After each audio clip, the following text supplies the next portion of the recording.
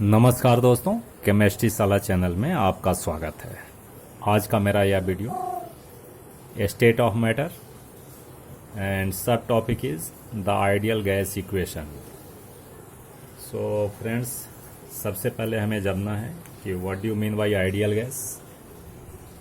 सो ideal gas एक hypothetical gas है।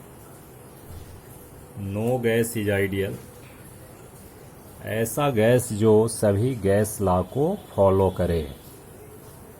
तो हम लिख सकते हैं the gases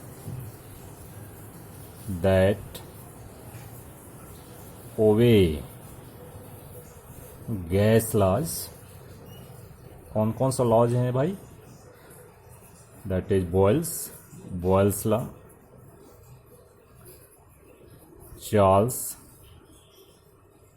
Charles law, Avogadro law.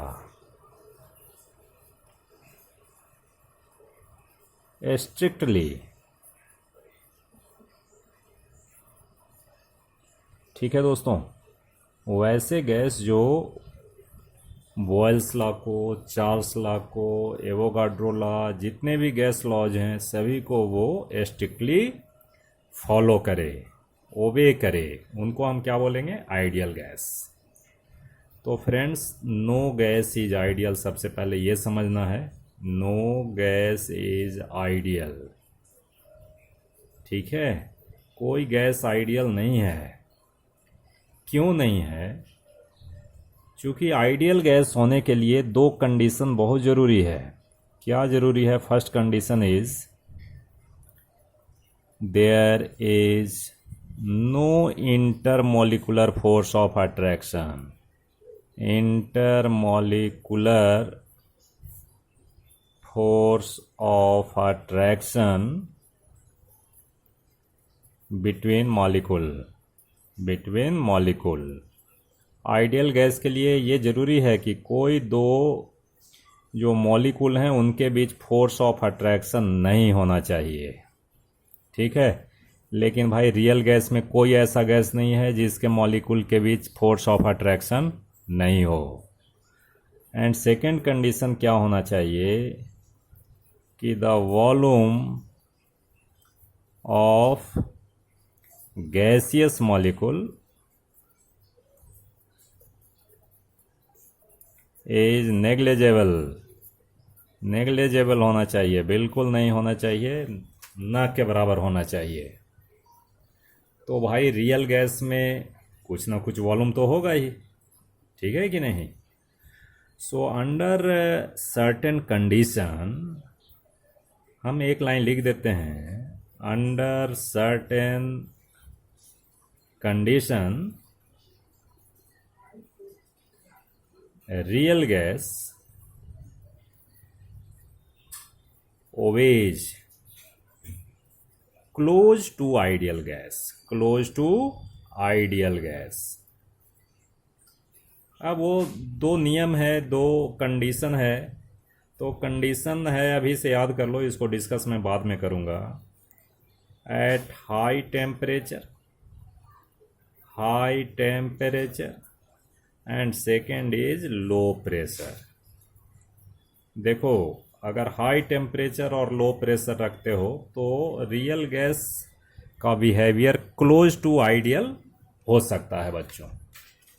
ठीक है, तो this is about ideal gas. Now come on ideal gas equation. So ideal gas equation आपको डिराइव करना। आइडियल गैस इक्वेशन कैसे इसको डिराइव करते हैं ये ध्यान देना है इसमें। देखो, according to Boyle's law, first हम ऐसे करते हैं, अकॉर्डिंग टू गैस लॉज में क्या क्या है भाई? सबसे पहले देखो, V is inversely proportional to 1/p according to Boyle's law. Boyle's law में ये है ना दोस्तों, बोलो। उसके बाद V is directly proportional to absolute temperature according to Charles law. ठीक है बच्चों। और according to Avogadro law V is directly proportional to N। ठीक है ना, ये एवोगाड्रो, ये बात समझ आ रही है। अब मान लीजिए ये तीनों लॉज को हम कंबाइन करते हैं तो क्या हो जाएगा, V is directly proportional to N T upon P। ठीक है दोस्तों।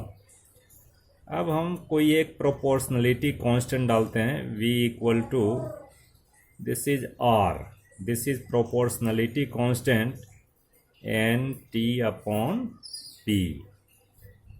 और हम P को क्या लिख सकते हैं भाई, या ये P को मल्टीप्लाई कर दो, PV इक्वल टू NRT। तो ये जो इक्वेशन आपको मिला, ये equation this is called ideal gas equation.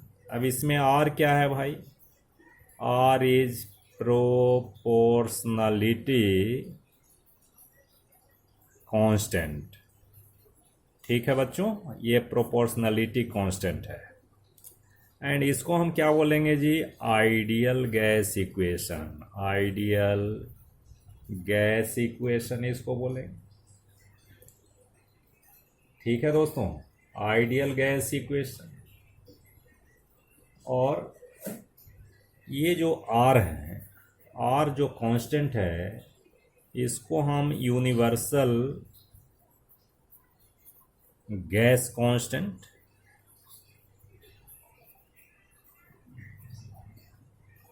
ठीक है भाई, और इक्वेशन ऑफ स्टेट भी कहते हैं। ये आइडियल गैस इक्वेशन को इक्वेशन ऑफ स्टेट भी कह सकते हैं। Equation of state, equation of state. ठीक है दोस्तों, तो इतनी बात आपको समझ आ गई। PV equal to NRT, it's a very important ideal gas equation. Now come on, the unit of universal gas constant R, gas constant भी बोल सकते हो। तो अब हम आते हैं unit of universal gas constant. तो R इक्वल टू हम क्या लिखेंगे, देखो PV इक्वल टू NRT, और R equal to, you can write R equal to PV upon NT, ऐसा लिख सकते हैं कि नहीं। और इसके बेस पे हम डिफरेंट यूनिट्स को लिखेंगे। ठीक है दोस्तों। अब देखो, अब हम यूनिट की बात करते हैं। तो यूनिट ऑफ R, ठीक है दोस्तों। तो यूनिट ऑफ R के लिए हम लोग ऐसा काम करें कि सबसे पहले तो हम लिखते हैं R इज इक्वल टू, जो अभी मैंने बात किया था, R इक्वल टू, देखो इधर क्या लिखा, PV/NT, PV/NT। P is pressure, V is volume, N is number of mole and T is temperature in kelvin. तो देखो, तो एक तो हमारा ये हो सकता है कि इसका वैल्यू देखो, यूनिट होगा हमारा, इट्स ए यूनिट इज, इसको हम पास्कल लिख सकते हैं, पास्कल, और वॉल्यूम को मीटर क्यूब लिख सकते हैं। एंड इट्स अ केल्विन, ये केल्विन होगा तो केल्विन इनवर्स होगा, और ये मोल होगा तो पर मोल होगा। एक तो यूनिट ये लिख सकते हैं, ठीक है कि नहीं। और भी यूनिट लिख सकते हैं, देखो क्या क्या लिख सकते हैं। अब नंबर 2 देखो, एक लिख सकते हैं, हम लिख सकते हैं बार, लिख सकते हैं जी। क्या लिख सकते हैं भाई, बार। तो बार अगर चेंज करोगे तो थोड़ा सा होगा, लेकिन चलिए बार में भी लिखते हैं, बार, और इसको हम लीटर कर लें, बार लीटर, और पर केल्विन पर मोल ये भी हो सकता है, पर केल्विन पर मोल हो सकता है, ये दूसरा यूनिट हो सकता है ऐसा। थर्ड यूनिट इज, देखो प्रेशर और वॉल्यूम, तो प्रेशर वॉल्यूम क्या हो जाता है, वर्क हो जाता है जी, वर्क हो जाता है। प्रेशर और वॉल्यूम वर्क होता है तो हम जूल लिख सकते हैं जी, वर्क की यूनिट जूल होती है, जूल पर केल्विन पर मोल। ठीक है भाई, तो ये सारे यूनिट हम यूज करते हैं इसमें। And the value of R, the value of R at STP standard temperature pressure, तो इसमें अगर हम वैल्यू लेते हैं, देखो केल्विन क्या होएगा, 0 डिग्री सेल्सियस होता है ना STP पर, तो ये हमें लेना होगा 273.15 kelvin, and pressure is 1 bar, right, and volume is 22.7, then क्या होएगा, इसका वैल्यू जो होता है, R की वैल्यू आती है, R इज इक्वल टू 8.20578। ठीक है जी, और NTP पे, नॉर्मल टेम्परेचर प्रेशर पे जो है, इसका वैल्यू R की 8.314, ये याद रखना है बच्चों। तो इस तरह से हम यूनिट को याद रखेंगे, और यूनिट अब हम इस फॉर्म में लिख सकते हैं, या इसकी वैल्यू ऐसे दी रहती है लेकिन फिर भी आपको याद रखना है। अब R इक्वल टू हम लिख सकते हैं जी, R इक्वल टू, देखो इसको मैं फॉलो करूँगा, R इक्वल टू 8.314 NTP पर लिख रहा हूँ मैं, पास्कल मीटर क्यूब पर केल्विन पर मोल, ऐसा लिख सकते हैं। R equal to, you can write 8.314। अब इसमें देखो पास्कल को अगर हम चेंज करेंगे तो 10⁻⁻² बार, और ये लीटर पर केल्विन है ना, ये इंटू है, पर केल्विन पर मोल, ऐसा होगा, ये भी याद रखना है। एंड R की वैल्यू जूल के फॉर्म में 8.314 जूल पर केल्विन पर मोल, ये रखना है बच्चों। ठीक है भाई, तो इतनी बात हम समझते हैं, आपको समझ आ गई होगी। Now we see a question, numerical problem. Calculate the temperature of 4 mole of a gas occupying 5 dmQ at 332 bar. The value of R is given. तो देखो बच्चों, PV इक्वल टू nRT। अब P की वैल्यू इसमें क्या दी हुई है, P is equal to 3.32 bar, and V equal to 5 dmQ,